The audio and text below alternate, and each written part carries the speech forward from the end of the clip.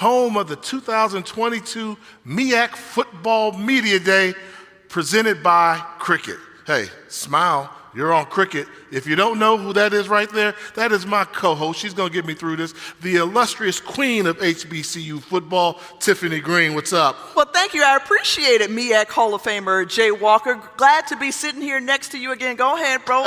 That's that little shoulder off here and there. I'll tell you this year takes on an even greater significance, Jay. This is obviously the home of the champions. The MEAC, the home are the champions. We're talking about the South Carolina State Bulldogs. Not only that, there's some new blood that's been infused into the conference. Sonia Stills completing her first 7 months on the job as the new MEAC commissioner, and she holds great distinctions, a history maker for sure, and it's even more relevant now that we're celebrating the 50th anniversary of Title IX. Yeah, especially when you consider this will probably be the most watched football season in the HBCU landscape in quite some time. Look forward to talking to Commissioner Stills much later.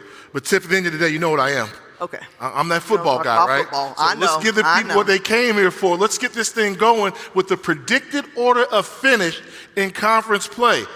Coming in at the number 6 ranked team, predicted order of finish, it's the new guy, Morgan State University's the Bears out of Baltimore come in at number 6. All right, so now selected in at number 5, we're talking about your Bison of Howard University. You call them the real HU, right? The only HU, the only HU. At number 4, the Hornets of Delaware State University. The number 3 team, very familiar with this area. Everybody knows the Spartans around here. Behold the green and gold. We're talking about Norfolk State University. And at number 2, wait a minute, there's only 2 teams left. Nobody wants this number 2 spot right now, but we got to break it down to you. Coming in number 2, the Eagles of North Carolina Central University. So, Jay, that means there only leaves one, and they were the last ones standing at the end of the season as they hoisted the Cricket Celebration Bowl trophy. We're talking about the Buddy Bulldogs of South Carolina State University. Coming off of last season's phenomenal year, and they capped it off with that HBCU National Championship. No big surprise that Buddy Pugh and the Bulldogs are the number 1 ranked team going into this football season. Now, I'll tell you this, Jay. We've had the opportunity to cover the conference for a number of years. And I see number 4, Delaware State, as kind of like that sleeper team. They're slowly advancing up these preseason rankings year after year. Very good football team. I think for Delaware State, they've got to learn to get over the hump. They've proven they can play with anybody in the conference, but when they get in those close games, they've let too many of those games slip out of their hands. I think a lot of eyes will also be on Morgan State University with the job that they're doing with a new coach there, making that transition. But let's not take any luster. South Carolina State, the team to beat not only in the MEAC, but in all of HBCU football. Ooh. Feel that? I feel it too, Jay, because you know what? The football season is almost upon us, and we cannot wait to get things started. August 27th, we'll see them hit the dirt. In the A, we're going down to Atlanta for the MEAC-SWAC Challenge. We're just getting the show started. When we come back, we'll hear from the new guy, the head coach of the 6th ranked team there, the Morgan State Bears. We'll be joined by a couple of his players when we come back to break here at the 2022 MEAC Football Media Day. For more than 150 years, Morgan State University has positioned its graduates to grow the future and lead the world. Morgan students receive a world-class education, engage in meaningful research, and uplift their communities. Over 126 programs conveniently available online or on Morgan's beautiful campus. Designated the national treasure, there's something for everyone. Pursue your purpose, progress in your passions, achieve the promise of career fulfillment. Your Morgan experience awaits. Choose Morgan.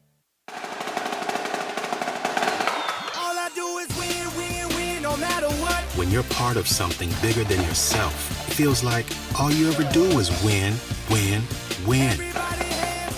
And when that something is an HBCU, you know you can't help but win, win, win.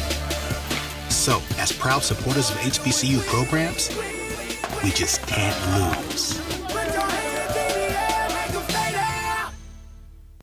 Diverse. The dictionary defines it as showing a great deal of variety.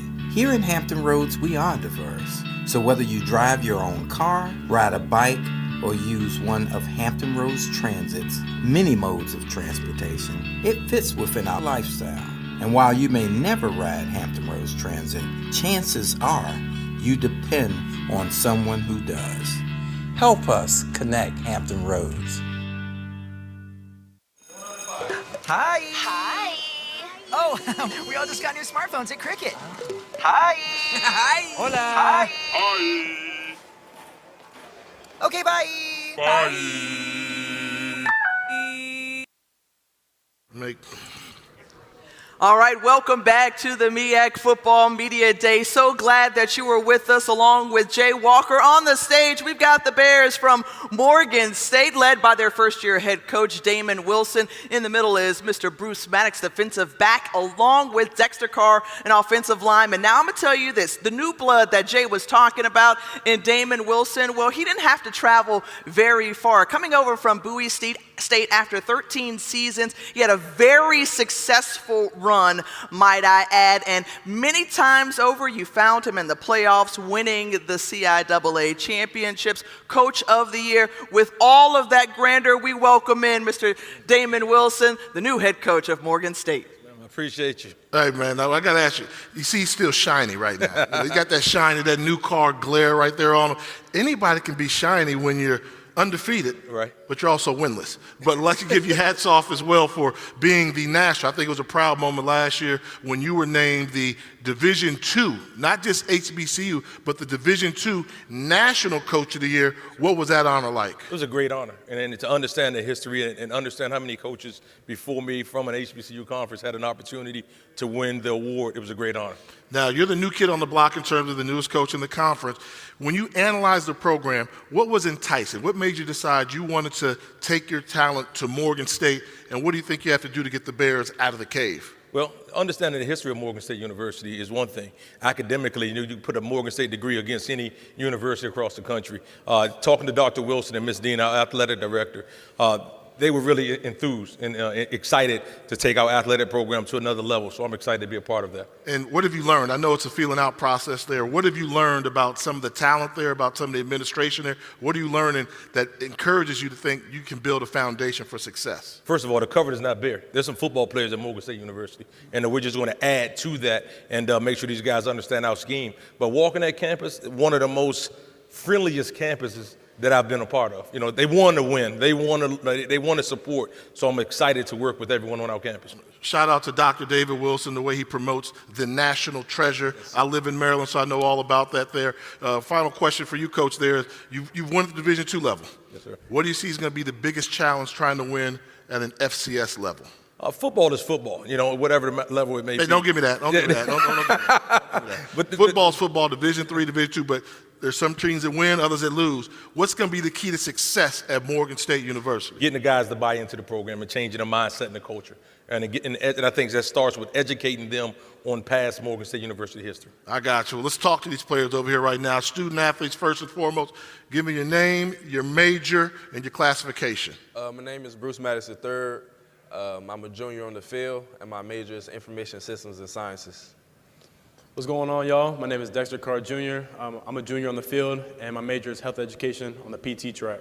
That's what I'm talking about. So student athletes got to get it done on and off the field. And I like how he said Maddox III, making your folks proud, your dad and your granddaddy. That's what it's all about. Y'all have been there. I've covered y'all for a while. Seeing y'all play, like Coach said earlier, physically when y'all get off the bus, nobody can really match up with y'all. Physically, y'all are big, you're fast, you're strong. What do y'all have to do to put more W's in the win column? We have to buy into the process. We actually have to buy into what Coach Wilson is saying. Everybody has to do more, buy into the schemes, do more every day. It's not just about the mandatory times or the allotted time that we have to do the things that we have to do, because sometimes that time is simply just not enough. So you just have to do more and actually accept what the coaches are saying and buy into the processes. Now, down in the trenches, you win championships in this conference down in the trenches. What's it like on a weekly basis knowing you're going against some of the best HBCU interior, exterior linemen in the country? It's exciting. I mean, MEAC is a really strong conference, really good competition, and definitely really excited. Like Bruce was saying, I mean, our team, we've been getting extra work in more than what we normally do on a regular basis, and it's definitely going to show this year. I would say, what's going to be the key? The key, Morgan State's going to win if who plays well besides yourself. Give me a guy on that roster that has to play well for you all to have success. I feel like the whole team has to play well. Football isn't an individual sport. I feel like it's a team sport, and I feel like it's a lot of pieces that fit together in a puzzle. So no one piece of the puzzle can be singled out. I'm going to let you get away with that one. The easy way to get out is, we need our quarterback to play well. Quarterback don't play well, season's over right Jay's always going to highlight the quarterback having been one in the MEAC. I'm going to ask you guys this before we kind of get into some lighthearted questions, just in terms of what are your early observations of Coach Wilson? And you can keep directed looking at me and let him stay over there, but your early observations of your new head coach. Yes, ma'am. The first thing that I really liked about Coach Wilson, first impression was, he's a family man. I was able to meet his wife, his son, uncle, auntie, and that's really important for me because family is everything. So definitely that's really assuring to have a head coach that's a family man, and that's definitely somebody I'm going to play for. I love that. And for you, Bruce, when you heard your coach say the cupboard isn't bare, how does that give you confidence, and do you agree with that assessment of your teammates? Yes, I actually do. I agree with it a lot because we're there. We're not rebuilding, we're reloading.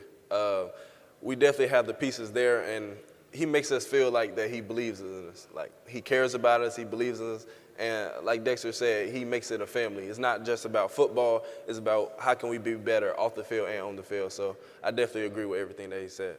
Let's stick with that theme of family, and I'm going to ask you, who's the first family member that you call when you're in trouble, when you need something done? Who's the first family member you're going to call, Dexter? My mom. Moms hold it down. One time for the moms.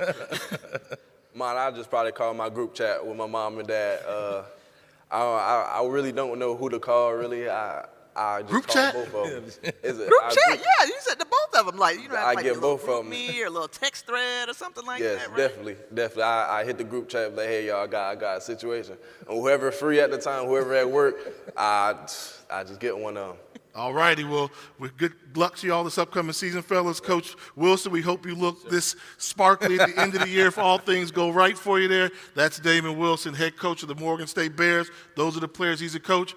When we come back on the other side, we're going to hear from the head coach and some of the players from America's Black College, the one and only Howard University, when we return to 2022 MEAC Football Media Day presented by Cricket.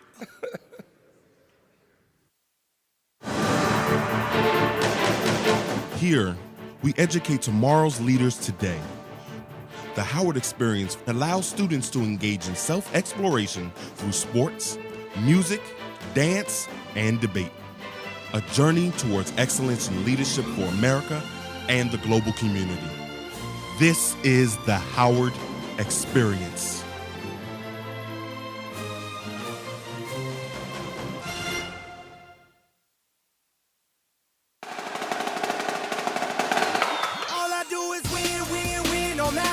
When you're part of something bigger than yourself, it feels like all you ever do is win, win, win. And when that something is an HBCU, you know you can't help but win, win, win. So, as proud supporters of HBCU programs, we just can't lose.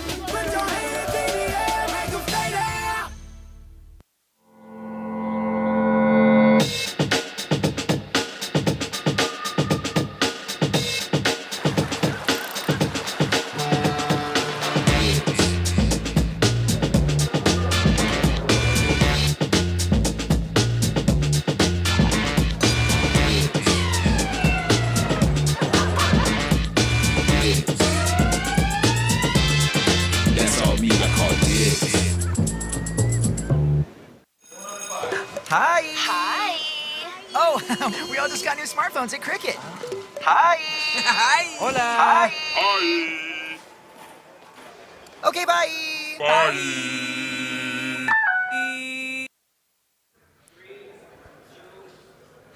Welcome back to Norfolk in the 2022 MEAC Football Media Day, sponsored by Cricket. You know what? Sorry. Proud moment here. I am what I am. The Bison are in the house now. The Bison are here. Join us now, head coach Larry Scott, along with quarterback Q, Quentin Williams, and defensive lineman Darian Brokenberg. I'm just going to let you handle it. Okay, because I was going to let you just have this I'm gonna let moment, you but I'm handle going to steal it away because, Coach Scott, you get the opportunity to lead the Bison in your second season as head coach. When you reflect back on that freshman campaign as a head coach, what were your takeaways? Oh, man, a lot of ups and downs, ebb and flows, some goods, some bads. You know, some of the things you can go back and look at and dig into some of the positive things that happened so that you can continue to build around those, but also find some of the things that the spots that we needed to shore up and that we needed to fix and then address through our off-season programming, whether that's through recruiting, filling some talent gaps, or just mentality and mindset of things through the process that we hadn't had a chance to do. That needed to be implemented and needed to be saw through to get us to whether we're accountable to each other and what that is. So excited. Give me a glimpse into what those spring workouts were like for you all and what gives you so much hope and optimism going into the season. I think it was just the positive attitude and how infectious it was with these young men that are starting to truly believe. And I think now we're past the step of believing. We have to know that we're good enough and that the work we're putting in is going to take us to where we want to be.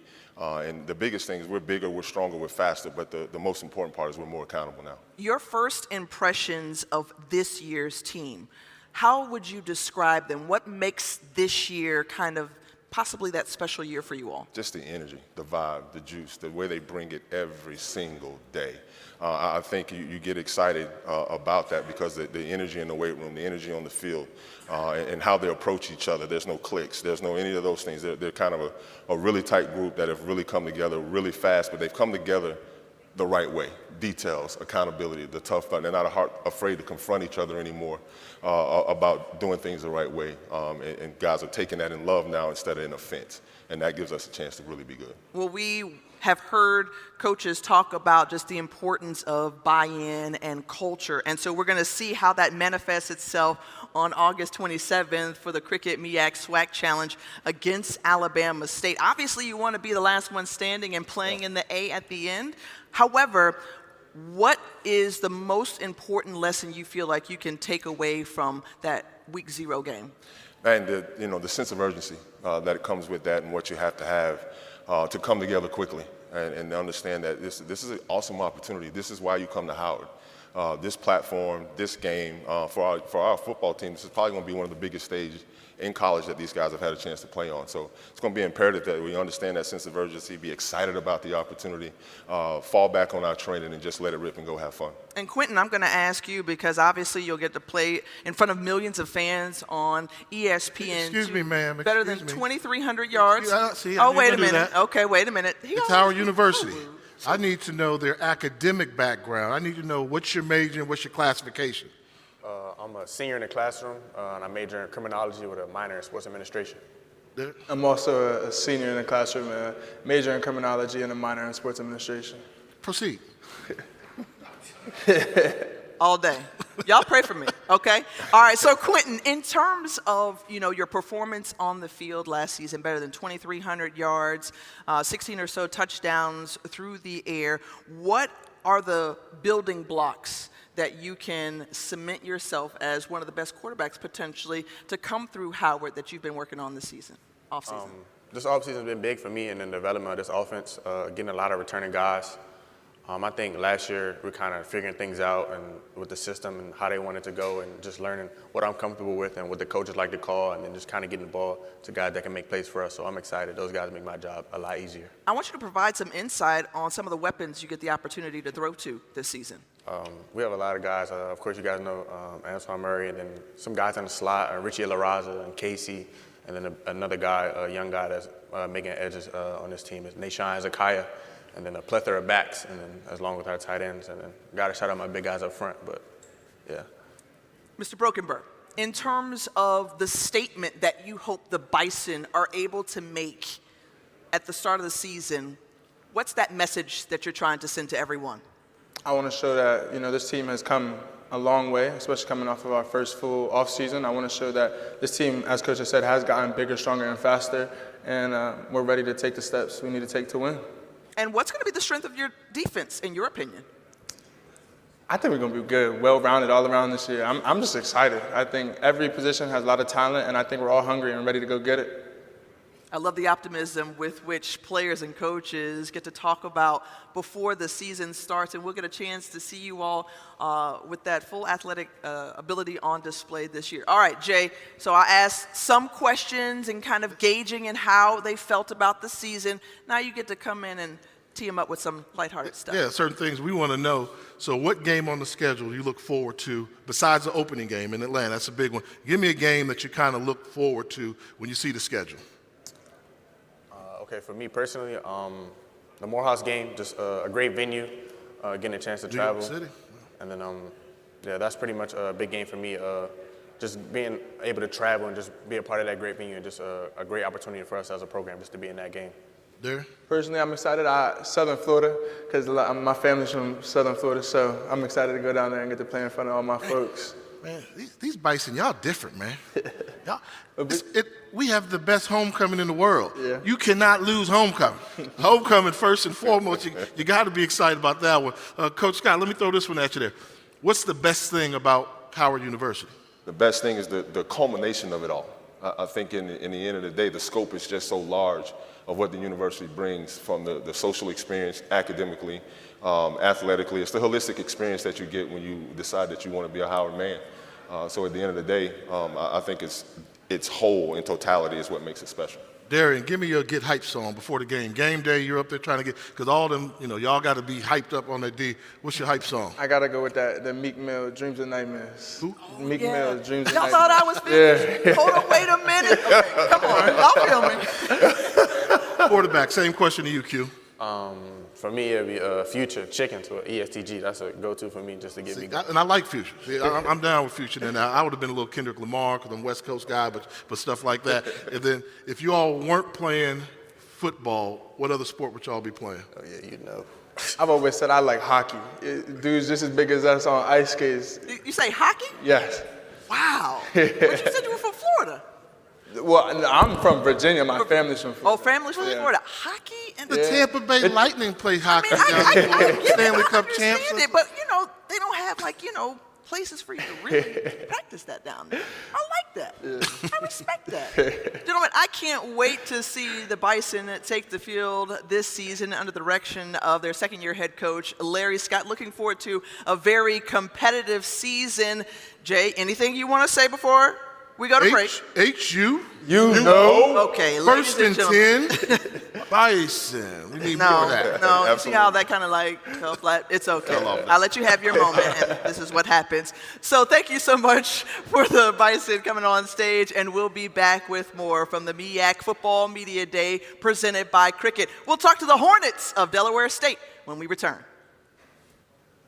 From open house to acceptance, Good job, new Phil. student orientation, and picking the program that's just for you, it matters.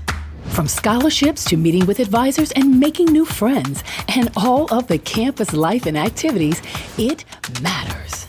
With continued one-on-one support, student success planning, internships to graduation, and landing your dream job in your career field, it matters. Because at Delaware State University, it all matters.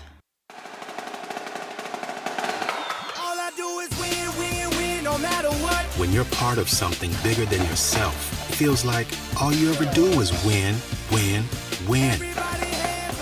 And when that something is an HBCU, you know you can't help but win, win, win. So, as proud supporters of HBCU programs, we just can't lose.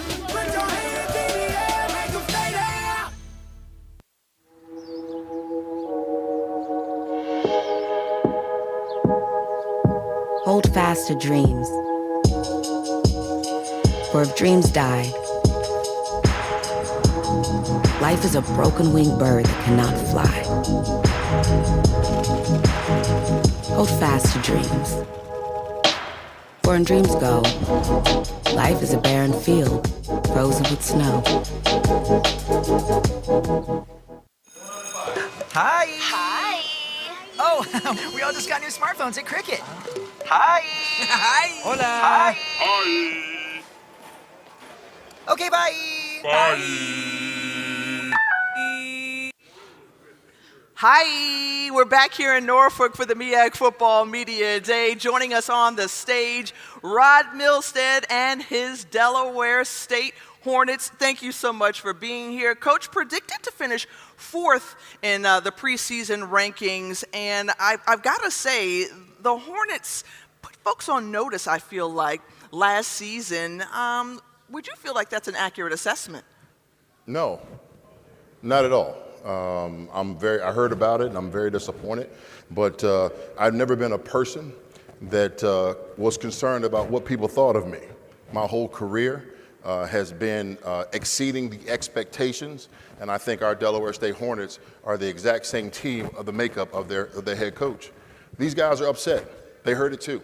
Okay, you can't finish 3rd and then the following year, when you have the #1 defense, come back and be predicted as the 4th team in your conference out of 6. So I think it's a slap in the face, but we're going to take it, and we're going to show them in Dover. We got 7 home games, so welcome to Dover. Yeah, I'll give you some props on that, Coach. Because I get that. You've got defense wins championships. They compete for championships. So maybe that's that chip on the shoulder that you need. Absolutely. I want to get your thoughts on something as well, because the HBCU landscape. You and I, we both played in this conference. Both won championships in this conference. My ring's a little bit shinier than yours, but you got that Super Bowl ring to make up for it there when you played in the NFL and everything else. What's it like for you being a former NFL player and you're coaching at your alma mater and to see the attention that HBCUs are getting right now? Oh, I love it. I think it's fantastic. The landscape is something that I know you and I both have talked about it over the years, and something we prayed for. It's good to see HBCUs at the forefront of people's conversation instead of at the people's back doors trying to knock and get in. So I'm excited of where it is and where it's going to go. All right, well, that's a softball. So you kind of hit it. Last season, y'all were there, but then you kind of just lost those games that would have put you over the hump. What do you do to get the Hornets better in the win-loss department? I don't care about competing, like you said. At the end of the day, wins and losses, what do you do to put more W's on the board for the Hornets? Well, last year, if you look at our football production, I think the one thing that we lacked was maturity. We played a lot of freshmen. We were very, very young. With a few seniors sprinkled in on top. Our defense lost no one. Everyone's coming back. And offensively, we lost Trey Gross, who was a big contributor. Yeah. 2 offensive linemen, they were big contributors. Everyone else is coming back. This is the first year that we've had a quarterback that's actually returning. And Jared Lewis really took that step last year, playing the entire spring for us, spring 21 and fall 21. He's had a lot of games underneath his belt. And his leadership has been unmatched this offseason. And I want to see his growth, because he would make some great throws, and he made a couple of them ooh-wee throws, like, ooh, don't do that. So We'll see that maturity there. What were the things that you focused on during spring football? Getting bigger, faster, stronger. I think with maturity comes size, being more physical. The one thing that we focused in on our defense was those guys coming together, policing each other, holding each other accountable for the silly penalties that we did on the defense side of the football. Offensively, we wanted to become faster. So we worked on our overall team speed to make us faster in between the touchdowns and first downs. We want to be faster. And Delaware State ain't never been a fast team. We will be this year. You can't get faster. Absolutely. You can't get faster there. Let's talk to some of the players over there. They're the ones that make it happen. Fellas, make your folks proud. Introduce yourself. Give us your name, position, classification. Bazette Woodley, class of 2023. I'm a mass communications major, wide receiver, number 88. My name is Kamari Jackson. I'm a graduate student. Graduated with a mass communications degree. I'm a defensive athlete. And, yeah, that's all. So, Jay, just understand that they could very well be taking. I heard that mass communication thing. Yeah, hey, don't eyeball me like that, man. You can have it in a couple years. All right, give me a couple years. You can have the spot right here. Let's talk about on the football field. Coach mentioned it. 7 home games. 7 home games. How do you take advantage of that? It's always great playing home back at the Hornets' Nest. And very comfortable with the area. We practice there every day, and we just get better, and just got to do what we continue to do and get better. Yeah, just taking every game, one game at a time, and like Coach said, just protecting the nest. Now, I've always wondered, the Delaware State players of now, do y'all get like the history of that program, like when Coach Milstead, when he was a player there. You know, Delaware State was one of the toughest teams year in and year out. I'd say probably them and South Carolina State were always going to be them games you didn't want to play on the offense side of the ball. Do y'all have that toughness that you need to have to be successful in Dover? Yeah, it's still like that. Still like that today. Still got that toughness and trying to get even tougher to play against. Are y'all stinging or y'all getting stung? Stinging all day. I got you. And when you look at Delaware State there, what are some of the key things that individually you all worked on to bring to the table so those people that haven't seen you play before know, hey, when you see Kamara, you're getting this. What are some of the key things you're bringing that America doesn't know about? Some of the key things that people will see once they look at me on the field, a couple big plays, and consistency, staying consistent is a big part, and just coming full speed every play. For me, I'm always the fastest person moving on the field. Even if there's someone faster than me, I'm always the fastest on the field just because of my hustle. And just my knowledge of the game allows me to play very well, very fast, slows the game down. So, yeah, if you see me making a lot of plays, it's because I already know what they're running. Right, that's that speed Supreme Coach Milstead was talking about. confidence, too, though, that I love to hear. In terms of, let's talk about this supreme style that you have going on, Kamari. All right, so just unbutton the jacket really quickly. Now let's check out this shirt because I want to know, where do you get your fashion style or sense from? You know, y'all catch me. What is this? Velvet? I mean, give me the background of where your style comes from. My older brother, Aaron Gashard, is my stylist, so he picked this outfit out for me. He said, my stylist. Did y'all hear that? Okay, I'm feeling that. All right, so Bazette, like, what's the best thing that happened to you this summer? Best thing that happened to me this summer, really this experience, getting to be here today with a lot of great people. Just this experience has just been great overall. Curious to know, everyone is watching streaming services, so what are your favorite shows that you're watching? Right, I don't watch TV. I'm not even gonna lie. Ooh. I don't like watching TV. Okay, what do you prefer? I prefer to roller skate. I'm an outside baby. Okay, wait a minute. Yeah, so you I like doing do those a lot roller of skating active. videos, like, you know, how Usher was in there? Like, come on now. Yeah, I really like being outside. I like that. I like that. What about you, Bazette? I watch a lot of Netflix. Netflix been popular nowadays. I watch All American. It's a good one. It's a great one, yeah. It's probably my favorite. All right, and then lastly, favorite home-cooked meal? My favorite home-cooked meal is ribs and spaghetti. Really good. Like, together? Yeah. Like Okay, because you know, the Memphis folks, they like to talk about the catfish and spaghetti, but ribs and spaghetti. Yeah, you gotta try it. That's a new invention. That's a lot of sauce. and Even Coach Milstead was like, wow. Kamari. Well, I'm vegan right now, so my favorite meal, I love Chipotle. It's very healthy for you, and as well as oatmeal. I'm not very big on eating for pleasure. I like to eat to feel good. I love stands alone, very independent and confident. I feel you, Kamari. And look, healthier eating habits, that's important. Yeah, for sure. Well, that's all right there. Fellas, best of luck to y'all. Look forward to seeing y'all down in Dover. I'm telling you, when y'all take advantage of that environment there and that wind, hopefully you got the wind tunnel there, that stadium there's always windy. I got some nightmares up there playing there. Best of luck to y'all this upcoming season. Coach Milstead, my man, appreciate all that you've done. When we come back to Norfolk, we'll be joined by the players and the coaches from Norfolk State University when we come back to the 2022 MEAC Football Media Day presented by Cricket. Behold has a special meaning at Norfolk State University. It exemplifies knowledge, hard work, perseverance, and striving towards success. Since 1935, Spartans have walked these grounds ready to take on the challenges of the times, transform lives, and realize dreams. We are a state-of-the-art institution, preparing students to take on the modern world with innovative coursework, experiential learning, and cutting-edge degrees. As NSU celebrates its 85th year, the green and gold tradition continues.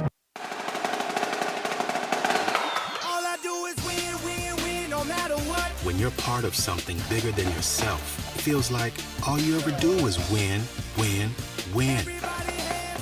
And when that something is an HBCU, you know you can't help but win, win, win. So, as proud supporters of HBCU programs, we just can't lose.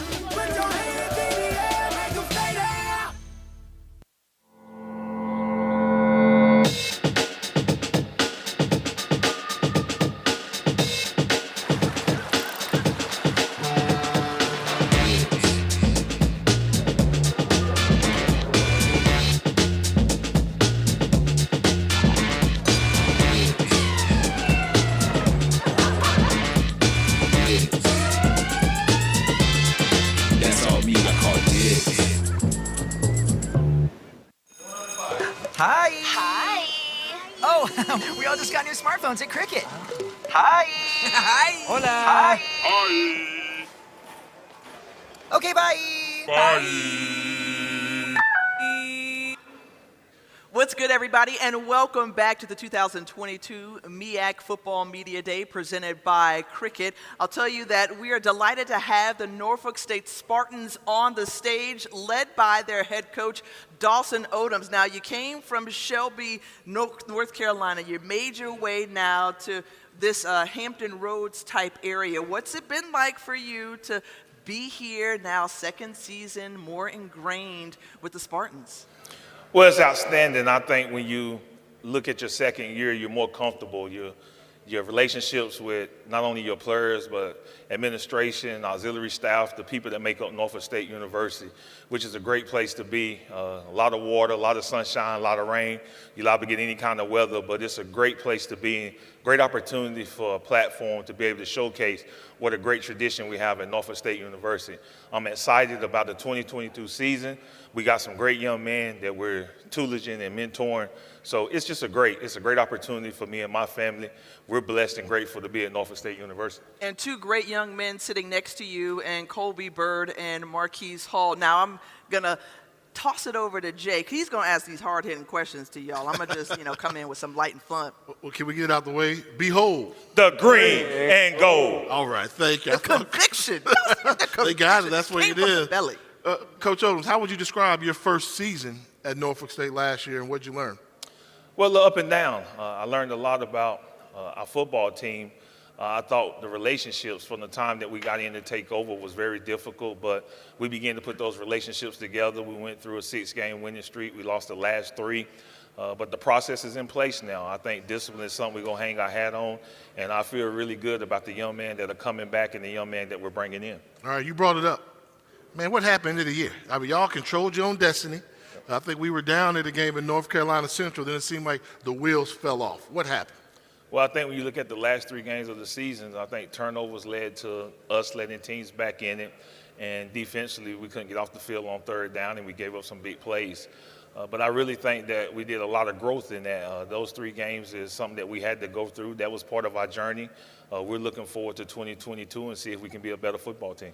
And I want to know offensively, what are you guys going to look like? Obviously, losing a talent like Jawan Carter and then made some changes on the coaching staff on the offensive side of the ball. What's this offense going to look like? I think I know, but share with the viewers out there.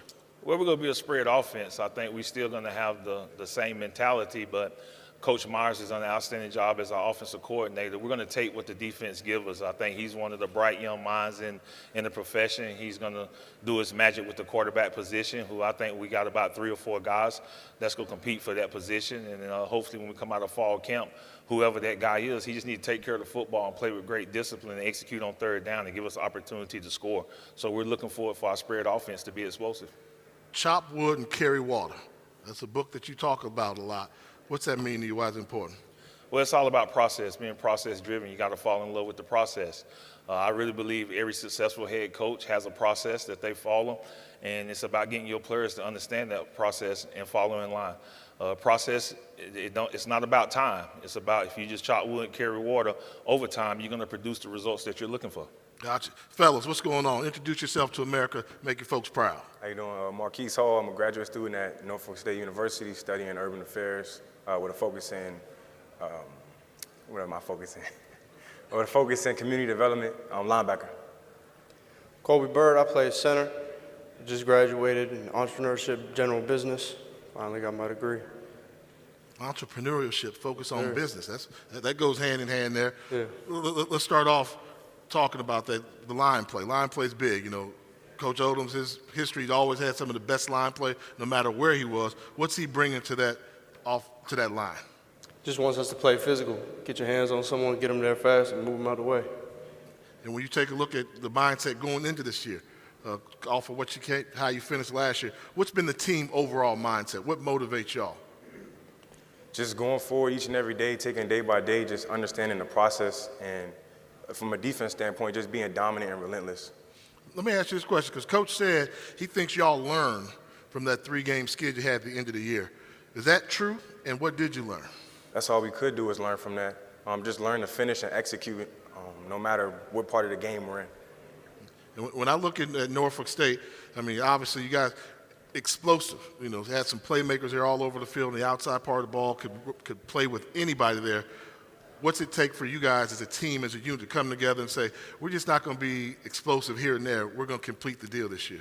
It took a lot of vocal leaders in the locker room, on and off the field, just to understand that we have to hold ourselves accountable and at a higher standard, and that we can do it. And we can, if we just sit down and go for it.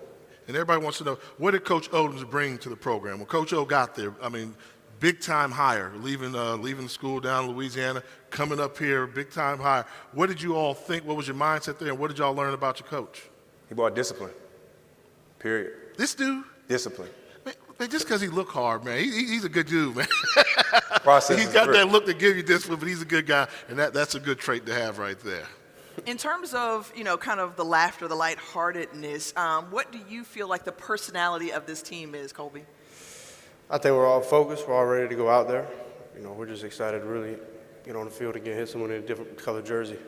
No matter who your signal caller is this fall, can you give a little plug for your favorite meal so that, you know, they can make sure that they take care of you, a little something that they can whip up? Anything. Anything and everything. Yeah, I take any Everything. and all. It's all good.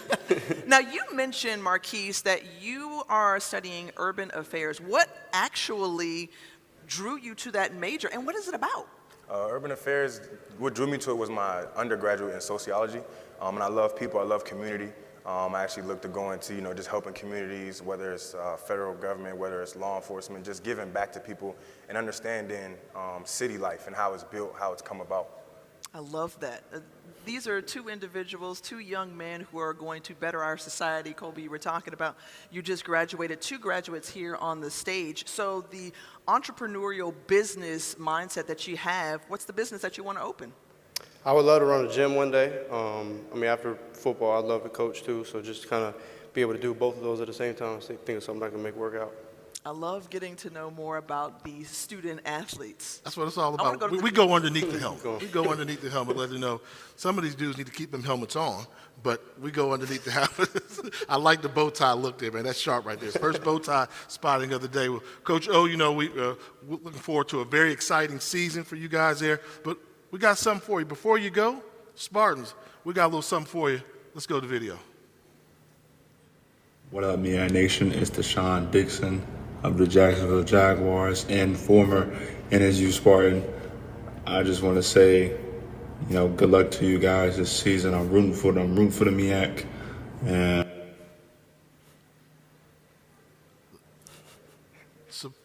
supporting his Spartans like always. It's ingrained there, one of the legends of Norfolk State football. Fellas, we'll see you down the road there. When we come back, we'll hear from the Eagles of North Carolina Central University here at the 2022 MEAC Football Media Day. At the core of us all burns a passion for greatness. It's the rhythm of our hearts, the desire to ascend to greater heights, the drive to persevere and push beyond expectations. At North Carolina Central University, we fan that flame in an innovative and inclusive community driven by a relentless pursuit of excellence. It's here at NCCU, in the heart of Research Triangle, that you will soar with the Eagles and discover what's central to you.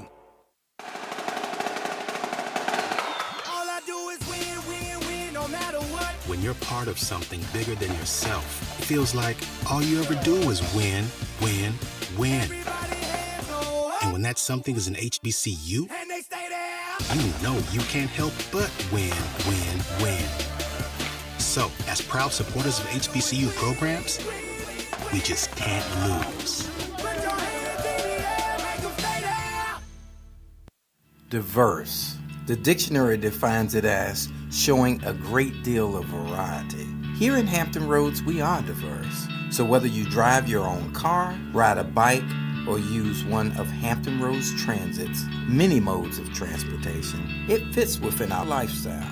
And while you may never ride Hampton Roads Transit, chances are you depend on someone who does. Help us connect Hampton Roads. Hi. Hi. Oh, we all just got new smartphones at Cricket. Hi. Hi. Hola. Hi. Hi. Okay, bye. And welcome back to Norfolk for the 2022 MEAC Football Media Day, sponsored by Cricket. Smile, you're on Cricket. Now join us now, the number 2 team predicted order of finish coming out of the Mid-East Athletic Conference representing Durham. We got some Durhamites in the house. We're talking about North Carolina Central University and their head coach, Mr. Trey Oliver, entering his 3rd year as a head coach at his alma mater. And also joining us here is the quarterback, Darius Richard. Say it so America gets it right. Davius Richard, the quarterback there. He'll be joining us in defensive back Brandon Codrington. Fellas, welcome to the Media Day. I'll start off with this. Trey, the easy question is, 3rd year alma mater, expectations getting higher. Number 2 team predicting the order of finish. How do you handle those expectations? Well, day by day, you know, when we came in, we had a process, and we said we were going to build this thing the right way. And we went out, my staff went out and recruited great young talent, high school young men, brought them in, and we've developed them. Our strength and conditioning staff has done an outstanding job getting them bigger, faster, and stronger. And we've seen the progress. So we're excited about the season, and we hope to be in the conversation in November, talking about the championships. You came out of the gate hot, right, with that opening week win over Alcorn State, and had the opportunity to cement yourselves. And then you find yourself at the end of the season right there in the hunt. And just a really close loss against South Carolina State was the difference between you all going to the Celebration Bowl. So how do you build off of that momentum that you saw last year? Right. Well, you know, we got bit by the injury bug early last year, and that really depleted our roster. But I thought the guys were resilient and showed a lot of character fighting back throughout the season. And again, for us to be in a conversation about a championship. So we're in a good place right now. The guys know the time we have coming back, and I think that we'll be ready to roll. In terms of your perspective of the MEAC, what does MEAC football mean, and how does it play out in the HBCU and college football landscape? Well, I think we have an outstanding conference. We talked, the coaches had a long meeting with Commissioner Stills yesterday and talked about the future and the vision of the conference. And I think it was a breath of fresh air to see and hear what she had to say about it. I think we're a stable conference. We play a great brand of football here. Sometimes we get a little overlooked, but we're a physical football conference. And I think, like I said, we have a great brand of football. How do you snatch some of that attention to make sure that it's focused in on NCCU and others in the MEAC? Just keep winning.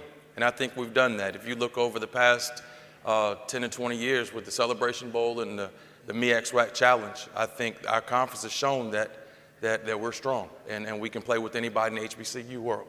Before we hear from some of the players, I want to ask you, in terms of the talent that you have returning, who are some of the players that we should be watching out for and that you're excited about? I think up front, that's where it starts in the trenches. And we have 2 young men, Torselli Simpkins and Corey Bullock. And they're outstanding young men, great football players. They'll probably be playing on Sunday one day.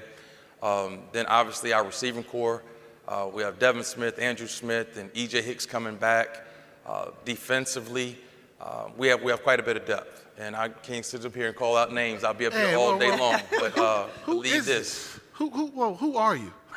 Now, go for people that don't know, Trey was a defensive coach first. You made your sticks and stones as a defensive guy, and you're up here naming offensive players. Right. Who is this? That's not you. Am I lying?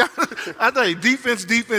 You're mentioning offense. What you trying to do down there in Durham? We got to score some points, man. But no, defensively, we're solid up front. I think we got a lot of depth in the back end, in the secondary.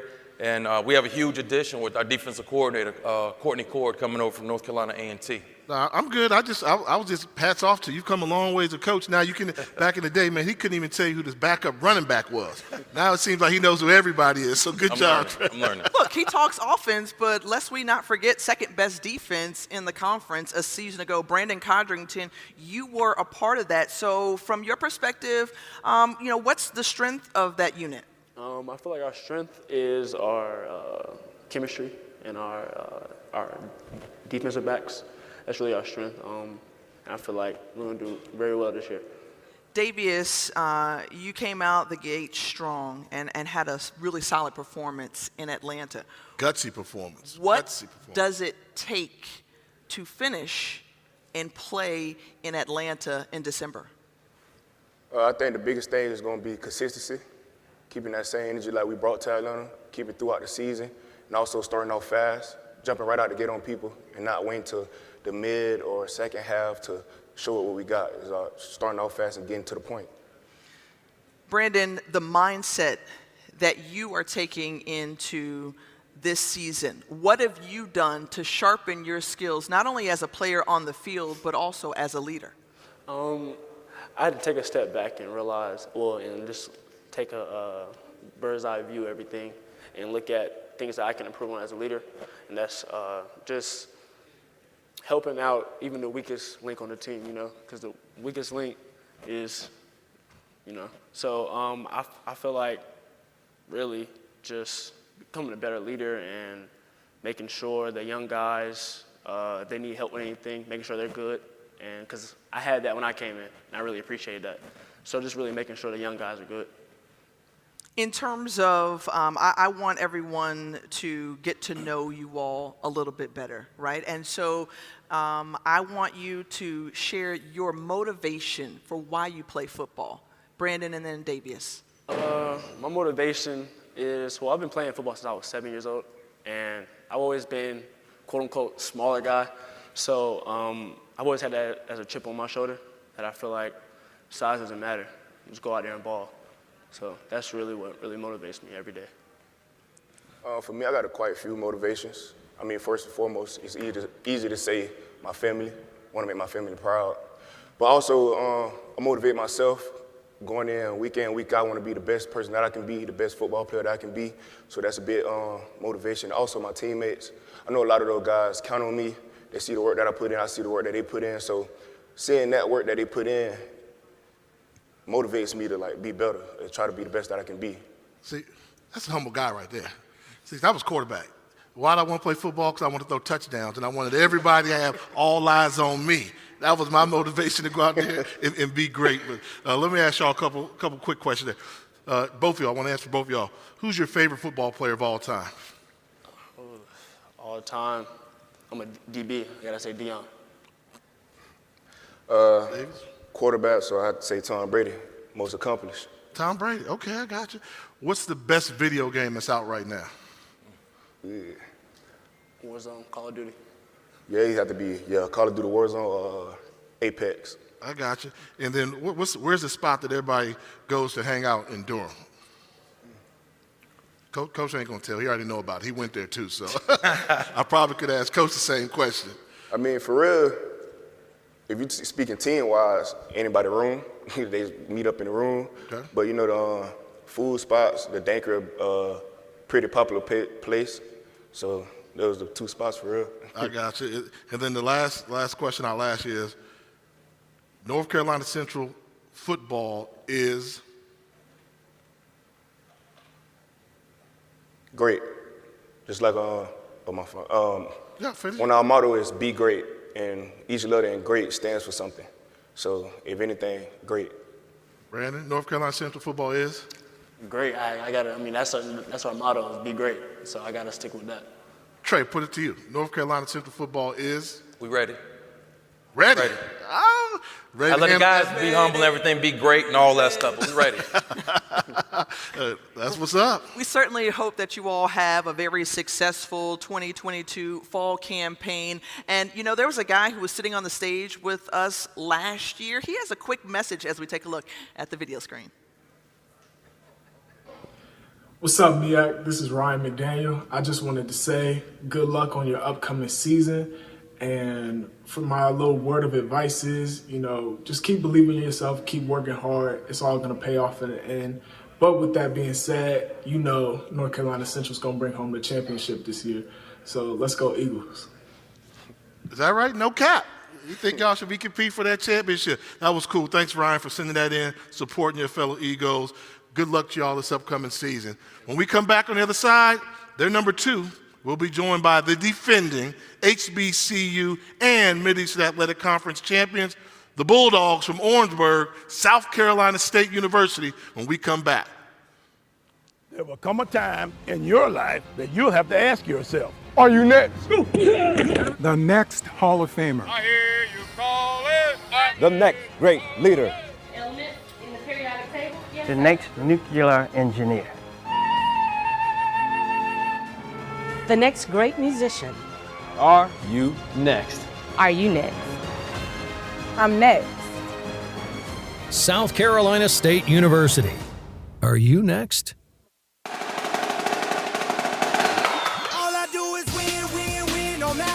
When you're part of something bigger than yourself, it feels like all you ever do is win, win, win. And when that something is an HBCU, you know you can't help but win, win, win. So, as proud supporters of HBCU programs, we just can't lose.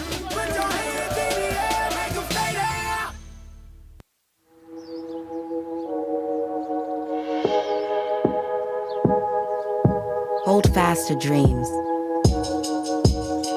For if dreams die, life is a broken-winged bird that cannot fly.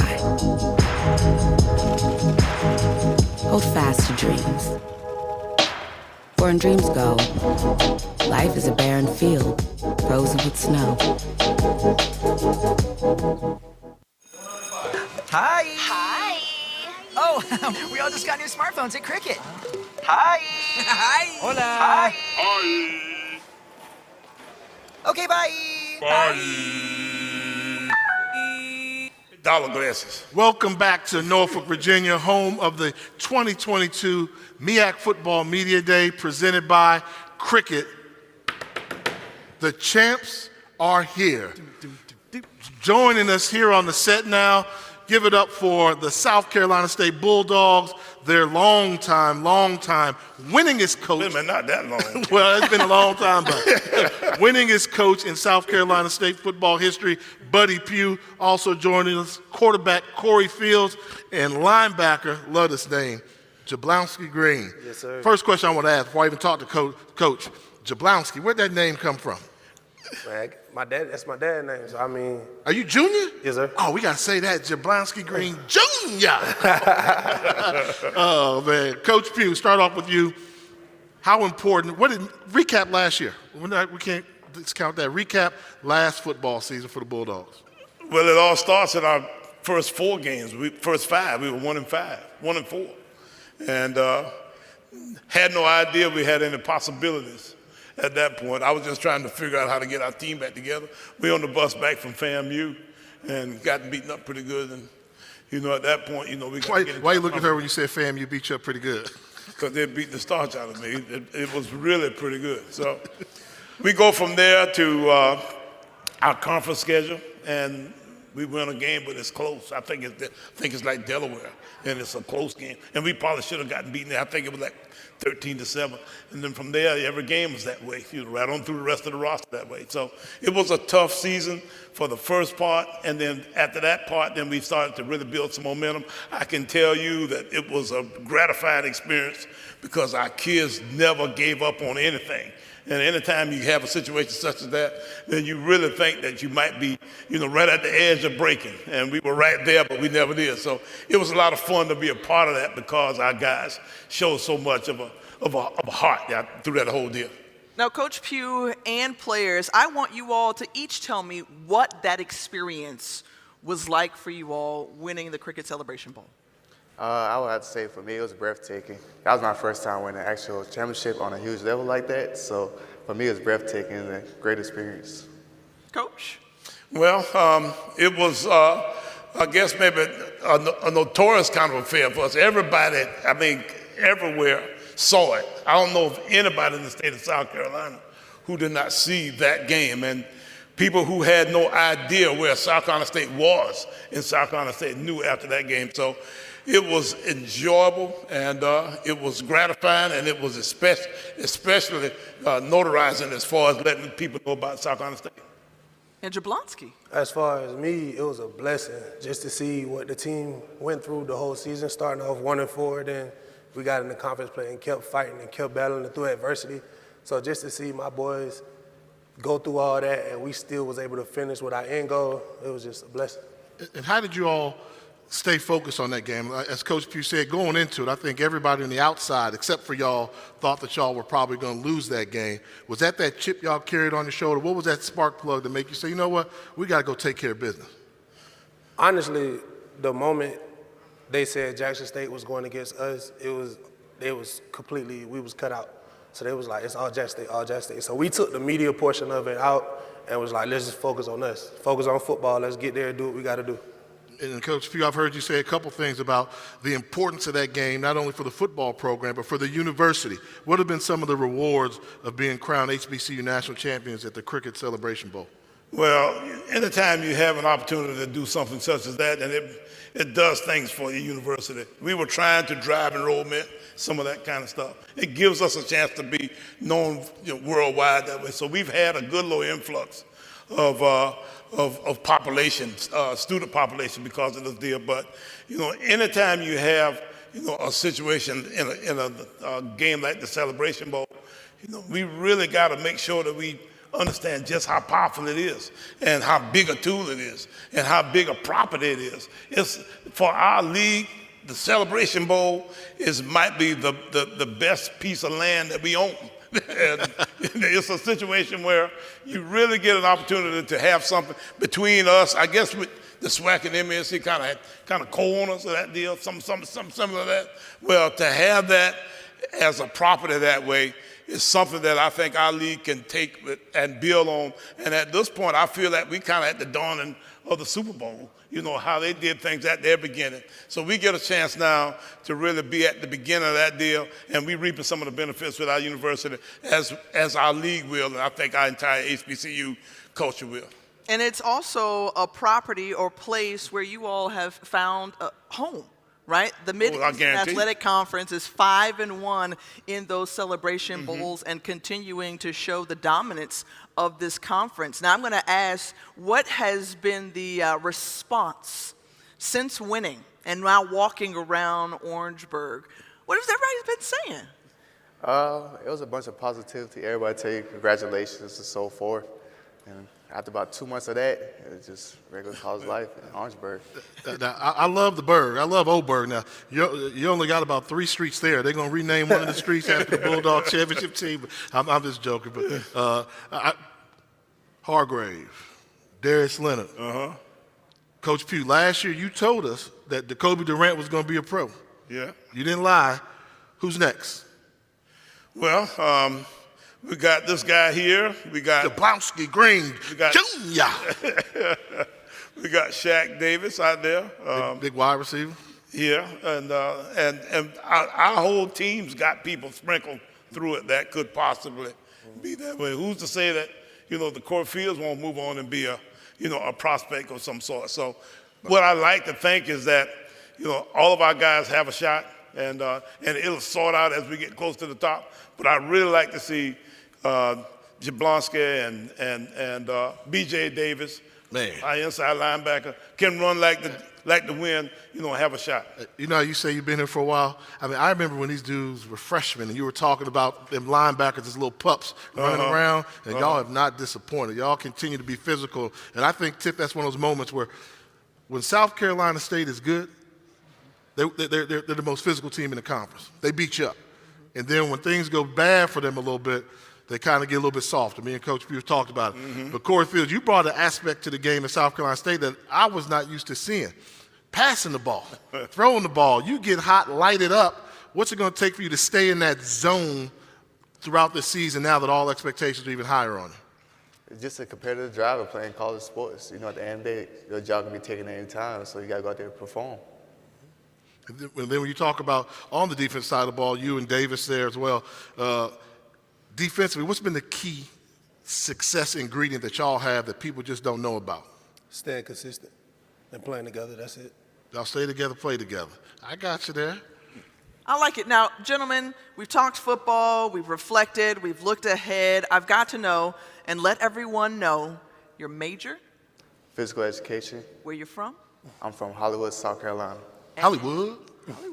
And he's also in grad school, so Yeah, I'm he's in grad already school. done What you working on? My secondary education with a focus in PE.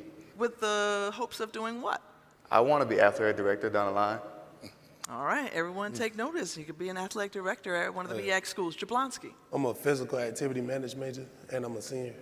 And I'm from Lamar, South Carolina. And that's something that we have seen as a common thread throughout Coach Pugh-led teams is that you recruit in the Palmetto State. You develop your talent in state. How have you been so effective in doing so when others are poaching other schools and using the transfer portal? And now the rest of the league seems to have found their way in South Carolina. I have to beat them out of Taking South a Carolina. jab. You can't have This it all. little bitty state about the size of Atlanta, population-wise, and y'all leaving North Carolina, all these folk, y'all leaving Georgia and coming to South Carolina. No, don't go there. Don't go there. Makes no sense, man. Hey, you go where the hot spots are too. You go We to do it's too, a copycat league. But we mostly recruited in state because it was so much better financially for us. Our kids, it's $10,000 a year cheaper to do a South Carolina guy than it is to do an out-of-state guy. So that's basically why we started doing it. Now that we've done it for a while, we can actually go away and do more recruiting out of state. But we just like the idea of recruiting mostly South Carolina kids. We recruited 4 out-of-state kids this past year. So it's a little bit better, as far as our moving away from the campus a little bit, but we still like our Carolina kids. Jablonski, what do you like to do for fun? You seem like you're serious. Can't be football all the time. Nah, I like to party. I mean, wait. Straight up, your coaches. Nah, he know. He be getting on me all the time about it. But nah, I like to have fun. I like to dance. I like to laugh. I like to make people laugh. I like making people feel good. Okay, Corey, how about doing yourself? any TikTok videos though? Yeah. I'm TikTok famous actually. Oh, you TikTok I got famous? 60,000 followers. Woo. Okay. Wait a minute. We're gonna have to get you we on gonna one of those TikTok videos real quick. You leave it, don't go nowhere. Quarterback, how about you? I like to travel, shoot pool, bowl against Jablonski, Yeah. Got to beat up on him a couple times.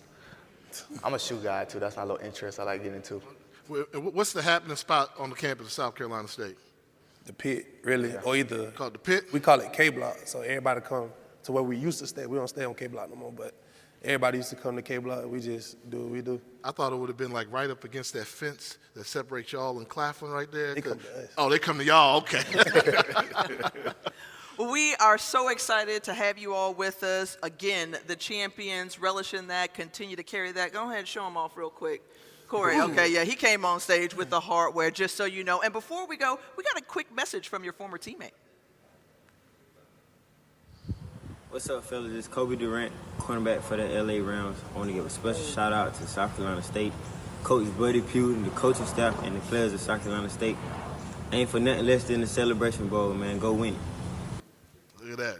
He was a first-team All-American in FCS, the MEAC Defensive Player of the Year, and now with the LA Rams. That's impressive. Give it a shout out. Well, buddy, good luck heading into season number 21. Man, that means you've been coaching at South Carolina State, then some of your players weren't even born, and you had that job there. Coach, best of luck to you. We look forward to seeing you down the road, fellas. Best of luck to you as well. And coming back on the other side, we've got more. We still got to hear from the commissioner when we come back from break here at the 2022 MEAC Football Media Day, sponsored by Cricket. All I do is win, win, win, no matter what. When you're part of something bigger than yourself, it feels like all you ever do is win, win, win. And when that something is an HBCU, you can't help but win, win, win. So, as proud supporters of HBCU programs, we just can't lose.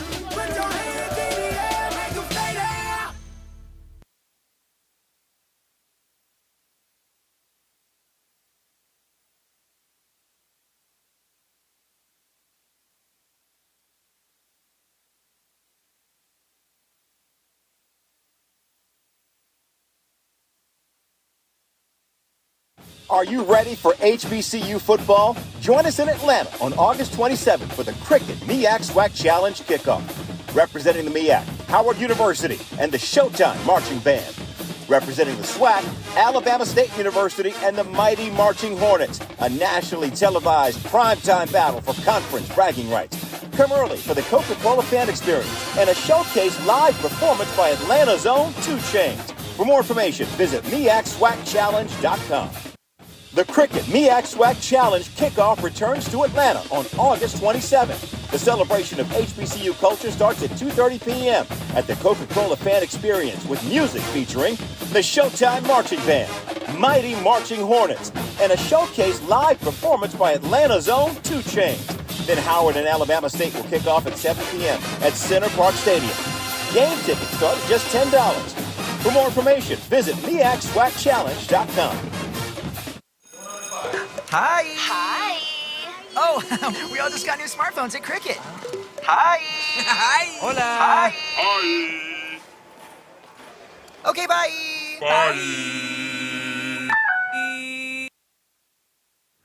Welcome back to MEAC Media Day. Jay Walker, Tiffany Green here with you. And we had the chance to talk to the coaches, the players, get an outlook of the season. Quick thoughts from you when we got a chance to interact with them. I like the excitement, but also like the calm. I like the fact that Coach Milstead comes out here and says, I'm upset.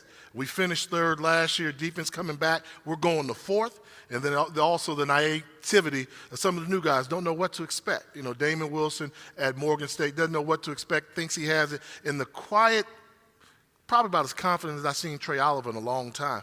I wonder if the Eagles can handle the expectation. But anytime you got a trigger man like Richard, like they have, you've got a chance at a championship. And I think you can see there's something brewing down there in Durham. And I also love the fact that there is a demand for respect. Everyone wanted to make sure and let fans know, right? The football world know that the MEAC has been strong and solid for a long time, and they have proven it on the football field year in and year out. 50-year anniversary has been a fantastic job.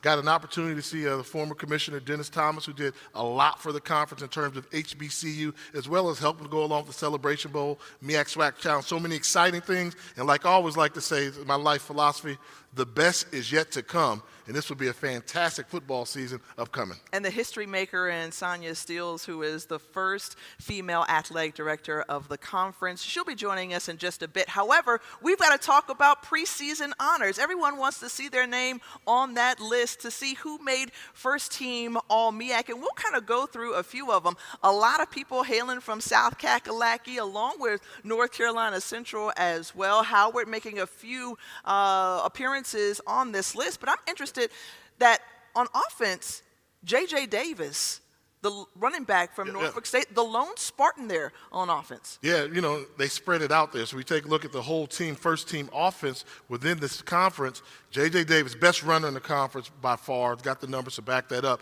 But when you talk about South Carolina State, 4 people, first team offense. Who says you can't teach an old dog new tricks? Buddy Pugh realized we've got a defense, we've got to score some points. They have some star power there. Shaq Davis is a phenom. You talk about Antoine Murray, wide receiver, really good one. And then on the defensive side of the ball, we know South Carolina State's going to be tough defensively. They do that all the time. They bring a defense that comes to the party every single weekend. I think that's where you see the balance. And, you know, the MEAC, when you talk about their football, it's special in between the trenches. Offensive and defensive line play, adding the star power. We saw Davis Richards going to join us here. We also saw Quentin Williams is going to join us here. How about Corey Fields, quarterback that was with us here? So that first-team all-conference quarterback, this is preseason. I think it's going to be the key is whoever has the best quarterback play, you want to have the offensive player of the year rather than the preseason. Not where you start, it's where you finish. Yeah, and I love the fact that you think about that South Carolina State defense, Patrick Goppold joining B.J. Davis and Jablonski Green, who we just saw on stage. Jablonski, obviously one of those linemen, joining him as well. Kenny Gallup out of Howard and Ronald Holmes as well. Just some of the names to listen and look out for this upcoming season. And I think, too, when you think, yes, we talk about offense, we talk about defense, but you can't forget the third phase of the game in special teams. Hey, look, they matter, and that matter a lot in terms of the strategy that each coach goes into with and feeling comfortable in their kicker. Can that punter turn or flip the field for their team as well? So we have to shout out Matt Knoll, Adrian Olivio, and Brandon Codrington, who is a great return specialist as well. And we talked about, the kickers, I leave them alone. See, when you play with kickers, they want to be left alone, so I'm not even going to touch that. Congratulations, those guys, with the preseason accolades that are being there. So you said it's not how you start, but how you finish. But let's think about how we're going to start this season in terms of offensive and defensive preseason players of the year. And on the offensive side of the ball, we talked about J.J. Davis of Norfolk State. He is projected to be the preseason MEAC Offensive Player of the Year. And lest we not forget that he picked up just about 81 yards on the ground in average over the last season. And so he tied the MEAC for touchdowns on the ground. Expect for him to have a very strong year. And then your thoughts on Jablonski Green Jr. being named the preseason MEAC Defensive Player of the Year. Yeah, no surprise there. When you talk about Davis, I think J.J. Davis this season could really become a breakout year because Dawson Odoms, with his background, has always had fantastic offensive line play. They've added some weapons on the offensive line, spread out the offense. When they change system, I'm pretty sure he'll be more of a feature focal point of that. So he could really have a breakout year. And when you talk about Jablonski Green Jr., he's part of that core. I like the fact that he was willing to share the spotlight with this team, realizing, yes, I'm part of a great defensive unit. The cohesiveness there and being that inside linebacker normally gets the rewards. So these two young men have bright futures. It'll be a fantastic season to watch these guys play. And certainly we will be talking about them all season long. Any lasting point before we go to break in terms of what to expect for this year? I think it starts in Atlanta, it ends in Atlanta. That's what we've said for the past couple of years. The Cricket Celebration Bowl is going to have Howard University taking on a very game Alabama State team. We'll be there to call that game. MEAC-SWAC challenge, yeah. And it's I always give a coach a year or two before you realize if they're trending in the right direction. That right there can be a measuring stick game. Over the years, I think the most emotional I've seen a coach be was last year when Trey Oliver, and they went down there and they called it an upset when they beat Alcorn. So week one coming out the gate will be a big game for both conference supremacy there. And then there's a couple matchups you have to take a look at. Obviously, North Carolina Central playing South Carolina State's a big one. Norfolk State, they're going to have something to say about this because they can beat anybody in the conference. They can beat anybody in the conference, but as we saw, they can also get beat by anybody in the conference. So I want to see how the Spartans hold up throughout the year, season 2 of the Dawson Odoms era. A lot to play out on the football field, but a little bit more to go here in Norfolk. We'll be joined by the MEAC Commissioner, Sonia Stills, when we return to the 2022 MEAC Football Media Day presented by Cricket.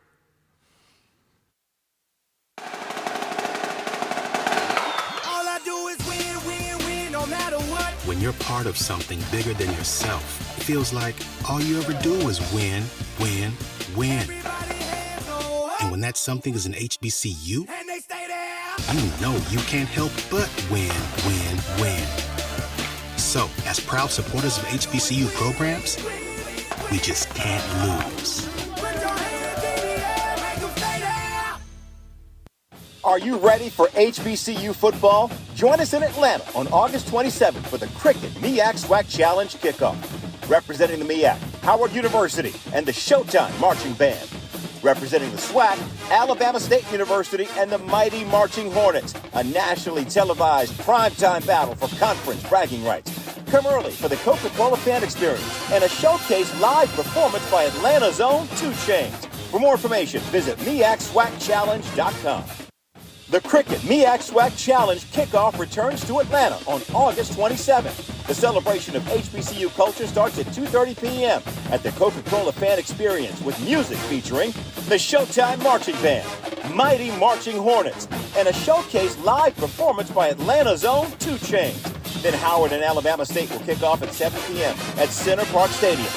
Game tickets start at just $10. For more information, visit MEAC-SWACChallenge.com.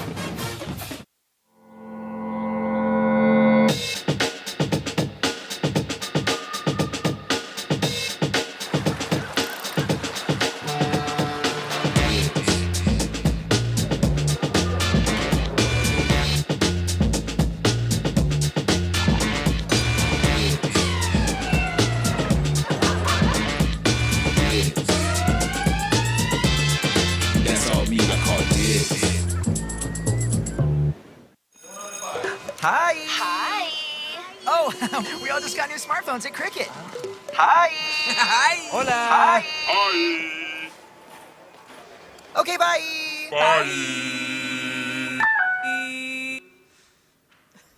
Welcome back to MEAC Football Media Day here in Norfolk, Virginia. Jay Walker, Tiffany Green, and the new leader of the Mid-Eastern Athletic Conference, Sonia Stills. And we're going to jump right in because it's been, 7 months on the job? And what's it been like so far? It's been good.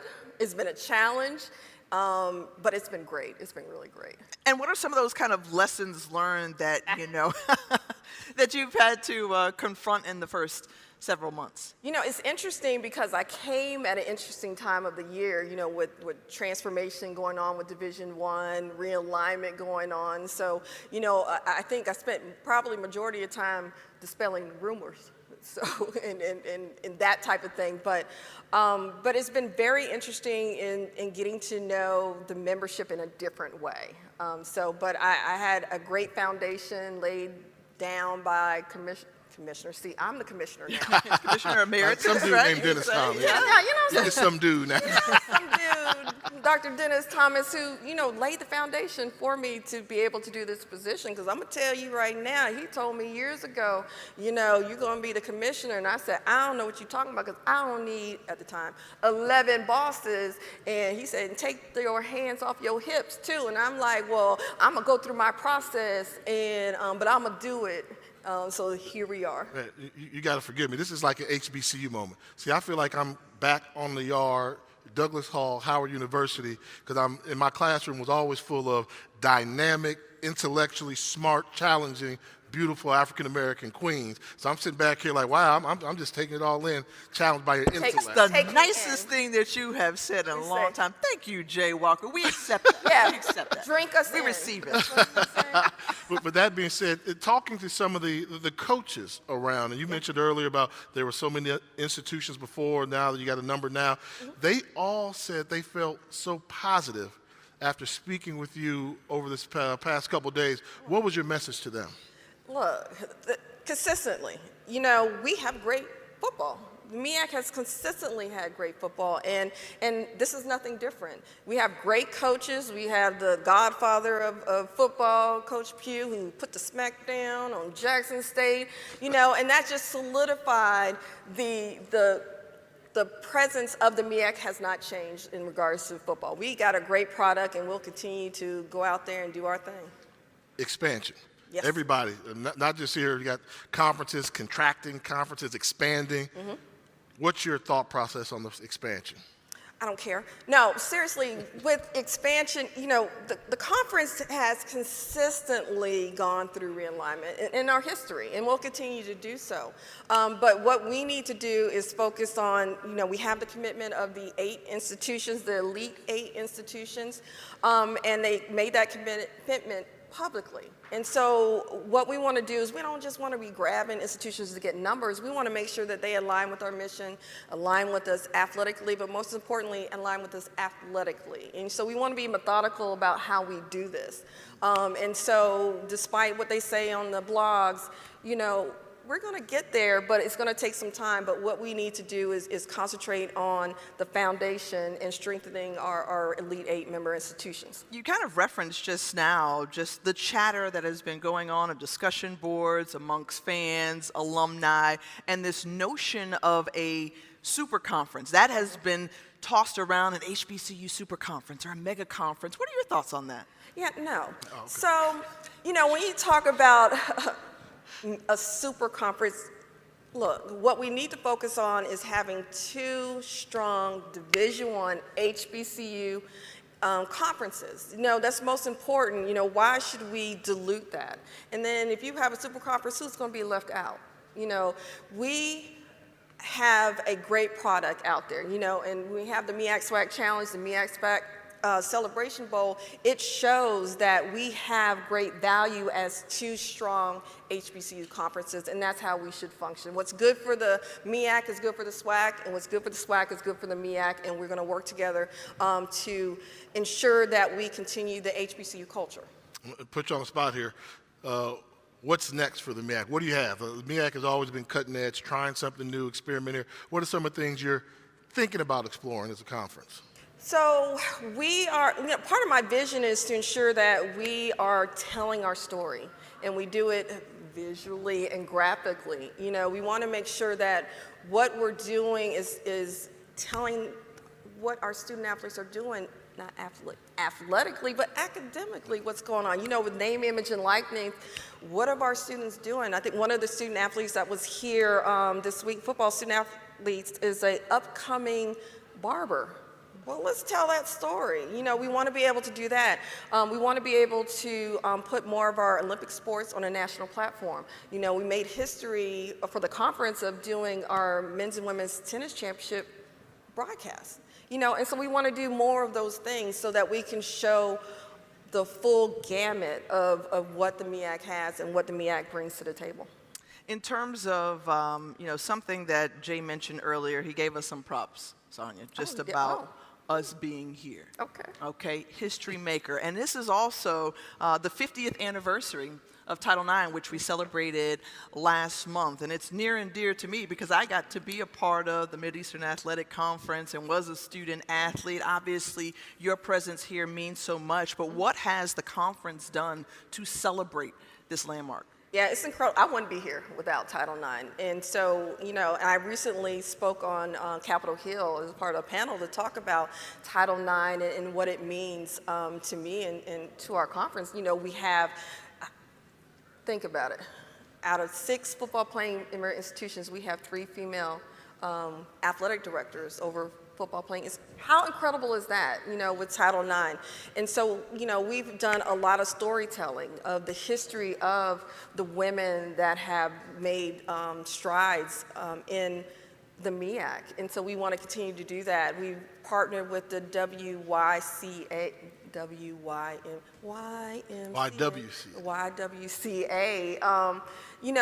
to help put more emphasis on what we're doing. We always every year, the Women in Athletics Professional Development Workshop, which you were a part of, and we did a mini one, and we're going to do that coming up in conjunction with the Celebration Bowl week. So we are consistently having social media content in regards to what we're doing as far as Title IX is concerned. And that's a phenomenal job. Being a proud girl dad, my daughter played lacrosse, so appreciate everything goes along with Title IX, the job that you're doing here. Tiff, you were a scholarship athlete in the MEAC, and what was your sport? Bowling. Okay, let's keep. Come on now. Yeah. Bowling. Anytime you need a ringer, I'm here for you, okay? So let me ask you this. Let's let everybody know, Commissioner Stills there, tell us some things about you personally. What do you like to do for fun? Sure. So I know you like to dance because we saw you grooving. Right. Oh, yeah. She said, I want to rock now. Look, seriously. Now, let me tell you a little known fact. I was in a breaking group when I was little. You were in a breaking group. You know what breaking is? Okay, okay. Okay. You know what I'm saying? That was me, right? Beat Patrol babes. But mostly, I really like to watch a lot of TV. I love comedy. Okay. And so I love to laugh. So when I want to decompress, I want to I probably own every streaming platform, Hulu, Netflix, Disney, because I just want to soak it all in and just disconnect. What comedian today makes you laugh? Like if somebody said, oh, they got a special coming out, I got to see it. Which comedian would it be? Gary Owens. Gary Owens? Really? Okay. Okay, I like that. Okay, so then that means you love Abbott Elementary. With Quinta Brunson? Girl, yes. With the, yeah. Yes. Yeah. Oh my gosh, hilarious. Yeah. It's not just one character. It's the entire. Shirley Ralph nails it, by the way. Okay. Love it. Now, are you a prepare your food or order your food type person? Everybody knows DoorDash. DoorDash? I do not cook. Yeah, that's why I'm not married. I do not cook. I got you. And we're here at Football Media Day, but what sport is your passion that you follow a little bit outside of football? Outside of football, oh, that's good. Probably bowling. Yeah, bowling is so good. Bowling is so good. But how about I just bought an Oculus. Oh. A what? VR. Yeah, the virtual Oh, reality. really? I had no idea what that was. Okay. Come on. I'm old school, man. You know, Okay, Nintendo, so you're Atari. back, because Atari was my thing, right? I see, yeah, exactly. But esports, that we're trying to. That's one of the things is trying to get esports as a varsity program for our conference. So yeah, so that's one of my. I like it. And there's a lot of cha-ching in that That's too, a because big it is cha-ching. continuing to burgeon and be on the rise. I was a part of an EA Sports experience, and a lot of HBCU students were participating. So, Jay, what you looking at me? I'll be like, hey, got that what's look? going on? It's been Hey, phenomenal. What y'all doing? Yeah, see, she'll start doing that. She'll start talking and cutting me out the conversation real quick when the stuff that we can't discuss. But Commissioner Stills, we appreciate it's you. been awesome. Here. Thank you. Best We are of luck excited to have you. No, thank you all. Y'all have done such a great job, and I want to thank Cricket Wireless for helping us to put this event on today. You do this. Smile. You're on Cricket.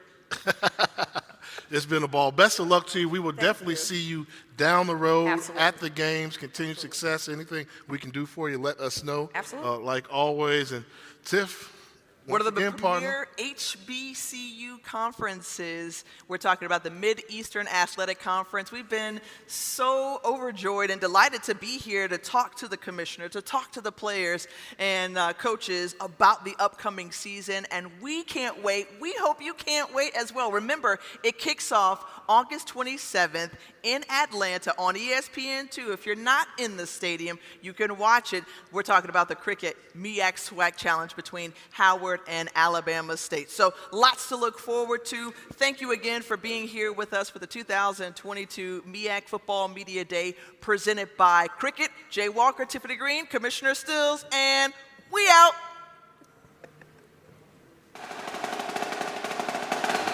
All I do is win, win, win, no matter what. When you're part of something bigger than yourself, it feels like all you ever do is win, win, win.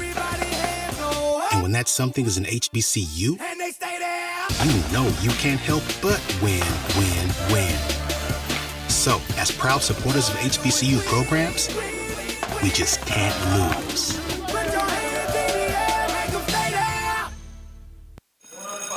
Hi. Hi. Oh, we all just got new smartphones at Cricket. Hi. Hi. Hola. Hi. Hi. Okay, bye. Bye.